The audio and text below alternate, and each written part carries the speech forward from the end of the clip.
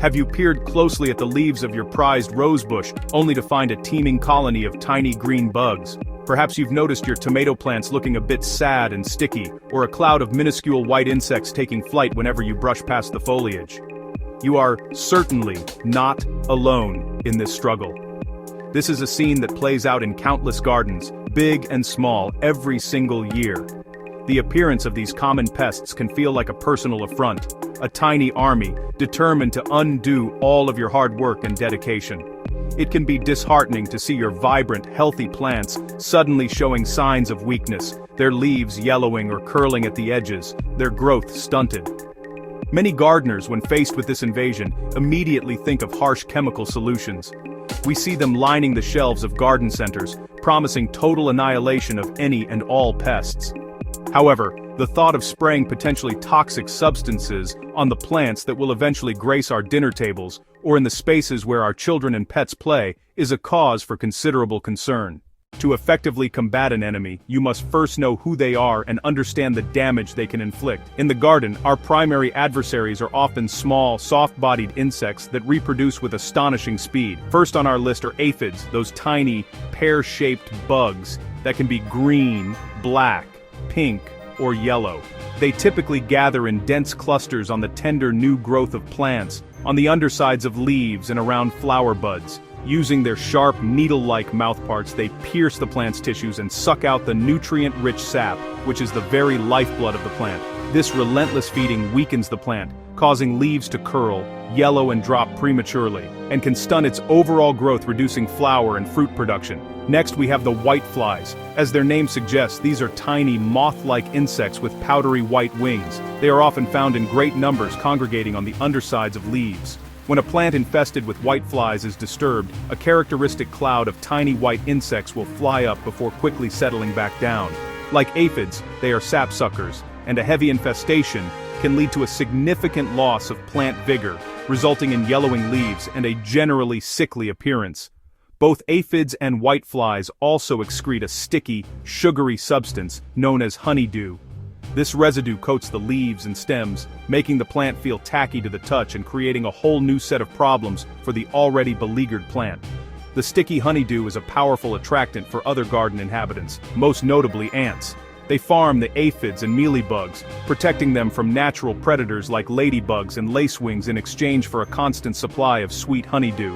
This protection allows the pest population to explode, making your problem significantly worse. The honeydew also provides a perfect breeding ground for a fungus called sooty mold, which grows as a dark, blackish layer over the leaves, blocking sunlight and hindering the crucial process of photosynthesis, further stressing the plant.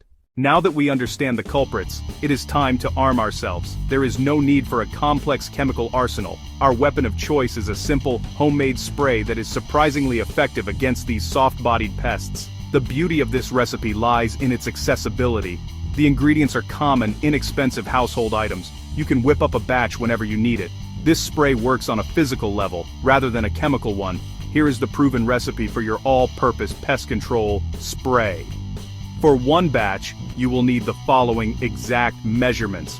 1 liter, approximately 4 cups, 32 ounces of warm water, 1 teaspoon of a mild liquid dish soap, 1 tablespoon of a common vegetable oil. Optional, 1 tablespoon of neem oil. For an extra boost, especially with stubborn infestations, you can add neem oil, though it's optional, and the spray works well without it. Squish the bugs, not your garden dreams. Let's break down why these simple ingredients are so effective. The water serves as the carrier. The mild dish soap is the crucial active agent. It breaks down and washes away the protective waxy outer layer. Aphids, mealybugs. Once this protective coating is compromised, the insect rapidly dehydrates and dies. It is important to use a simple, clear, and unscented soap, as detergents with degreasers, bleach, or other additives can be too harsh and may damage the plant's leaves. The vegetable oil plays a vital supporting role. Sunflower, canola, olive oil. It helps the spray adhere, and more importantly, it can clog the spiracles, effectively smothering small insects. Creating your homemade pest spray is a straightforward process, but follow the steps carefully to ensure proper emulsification, so the final mixture is effective. An improperly mixed spray can be less potent, or may separate and even damage your plants. Gather your materials in a clean workspace. Measured ingredients: clean spray bottle, 1 liter or 32 ounces, a small funnel, and a measuring spoon for accuracy. Precision matters. Too much soap or oil can increase the risk of leaf burn. Use warm, not hot, water. Pleasantly warm to the touch. Pour 1 liter of warm water into a large jug or bowl for mixing. Add 1 teaspoon of mild liquid dish soap directly to the water. Stir the mixture gently with a spoon or whisk. You want the soap dissolved without creating excess foam or bubbles. Now add 1 tablespoon of vegetable oil. If using neem oil, add 1 tablespoon of that now as well. Neem oil can be thick. Warm the bottle in a bowl of warm water for a few minutes if needed. Mix the solution vigorously. Option 1, whisk briskly to emulsify. Option 2, transfer to a jar, seal, and shake for about 30 seconds. The goal is tiny oil droplets suspended in the soapy water. A milky, uniform liquid. The emulsion is temporary, so work quickly. Using a funnel, carefully pour the freshly mixed solution into your clean spray bottle. Screw the nozzle on tightly and give the bottle one last good shake. Label the spray bottle clearly with the contents and the date you mixed it. For example, DIY Pest Spray, November 9, 2025. Use it while it's fresh, ideally within a week or two for maximum potency. Section 5. The Art of Application. How and when to spray. Having your perfectly mixed spray is only half the battle. Knowing how and when to apply it is crucial. Timing is everything. The absolute best time to spray is very early morning, just as the day is beginning. Or, in the late afternoon or early evening as the sun is starting to set. You must avoid spraying during the middle of the day. The combination of direct, intense sunlight and the oil in your spray can act like a magnifying glass. That can lead to phytotoxicity, leaf burn, appearing as scorched brown or yellow spots. When you are ready to spray, shake the bottle vigorously one more time. The oil and water will naturally start to separate over time. So, shake it just before and periodically during application. Begin by adjusting your spray nozzle to produce a fine, even mist, rather than a forceful jet. Your goal is to coat the plant's surfaces, not to blast the pests off with sheer force. Start at the top of the plant and work your way down: leaves, stems, buds. Your coverage should be thorough but light. You want the leaves to be damp, not dripping wet. One of the most critical steps is to pay special attention to the undersides of the leaves. Aphids, whiteflies, mealybugs thrive there. If you only spray the tops of the leaves, you will miss the vast majority of the pest population. Gently lift the leaves with one hand and spray the undersides thoroughly. Also, target the nooks and crannies where leaves join the stems and any new, tender growth. The frequency of application depends entirely on the severity of your pest problem. For a light infestation or as a preventative measure, spray once every 7 days for 2 to 3 weeks. For a heavy, well-established infestation, you will need to be more aggressive. Spray every 3 to 4 days until you see a significant reduction in the pest population. After that, switch to a weekly schedule for a couple more weeks to catch newly hatched insects. Always check your plants before respraying, and remember to reapply the spray after any rainfall, as the rain will wash the solution off the leaves.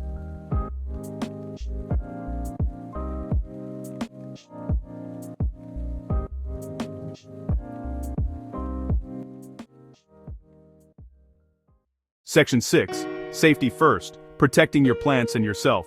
While this spray is safer than many chemical pesticides, treat it as a pesticide and take precautions. Perform a spot test first. Choose an inconspicuous leaf. Spray a small area of that leaf. Wait 24 hours. Wait 48 hours. Watch for discoloration. Watch for burning. Watch for wilting. If the leaf looks fine, proceed. Wear protection. Gloves. Long-sleeved shirt. Avoid inhaling the mist. Keep the spray away from your eyes and mouth. If it's breezy, spray upwind so it drifts away from you. Store safely out of reach of children and pets. Keep the bottle in a cool, dark place. Garage cabinet, under the sink. Avoid direct sunlight and heat. Neem oil and heat, or light, can degrade potency. Use within 1 week. Use within 2 weeks. Label the bottle clearly. Protect beneficial insects. Avoid spraying blossoms where bees forage. Spray early morning. Spray late evening. Be targeted and careful to preserve helpful insects in a balanced garden. Section 7. When things go wrong, troubleshooting plant reactions. Even with careful testing, plants can react poorly to the spray. Don't panic. Swift action usually mitigates damage. The most common adverse reaction is phytotoxicity, or leaf burn. Yellow spots on leaves, brown spots on leaves, Crispy, burnt-looking leaf edges, general wilting of treated foliage often caused by a spray mixture that's too concentrated, caused by spraying during the hot sun, caused by a particularly sensitive plant. Some sensitive plants, ferns, succulents with a powdery coating, certain impatiens varieties. If you see leaf burn, rinse the plant thoroughly right away. Use a gentle stream from a hose, or use a watering can. Wash, spray residue off the leaves. Rinse the tops of the leaves. Rinse the undersides of the leaves. This immediately halts further damage. For potted plants, move to a shaded spot. Keep out of direct sunlight for a few days. For in-ground plants, provide temporary shade with a cloth, or use a screen for shade. After first aid, pause and reassess your mixture. Do not use the same spray on that plant again. Dilute the spray further. Remake the batch using half the soap and half the oil per same water volume. Measure half a teaspoon of soap. Measure half a tablespoon of oil. The weaker mix may be gentle yet still effective. Wait for recovery. Look for new healthy growth. This could take a week or more. Perform another spot test with the weaker dilution. Apply to a single healthy leaf and wait 24-48 hours. If successful, treat the rest of the plant. If still negative, abandon this spray for that plant. Consider introducing predatory insects, or use a commercial insecticidal soap formulated for sensitive plants. Section 8. Prevention is better than cure.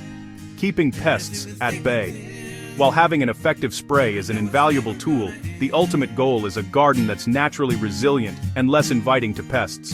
Proactive prevention is far less work than reactive treatment. The foundation of pest prevention is maintaining strong, healthy plants. Vigorous, well-nourished plants have better natural defenses. Stressed, weak, unhealthy plants invite problems. This starts with the basics: providing the right amount of sunlight, good quality soil rich in organic matter, adequate nutrients. Proper watering techniques play a large role in pest management. Overwatering, underwatering. Overwatering can lead to root rot and weaken plants. Consistently damp conditions attract pests and fungal diseases. Water deeply but infrequently. Allow the soil surface to dry slightly between waterings. Apply water to the base of the plant. Avoid wetting the foliage unnecessarily.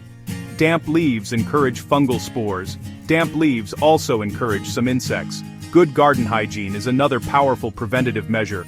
Fallen leaves, dead plant material, other debris. Make it a regular habit to clean up around your plants. Remove dead or yellowing leaves. Trim diseased or heavily infested branches. Clear fallen fruit or blossoms from the ground. This denies pests places to hide and breed. A tidy garden reduces overall pest pressure on your plants. Embrace a garden ecosystem by encouraging biodiversity. Not all insects are bad. Many are your allies. Ladybugs, lacewings, hoverflies, tiny parasitic wasps. These predators are voracious on aphids and other soft-bodied pests. Attract beneficials by planting small-flowered plants: dill, fennel, cilantro, sweet alyssum. Consider companion planting for mutual benefit: basil, mint, rosemary, marigolds, garlic.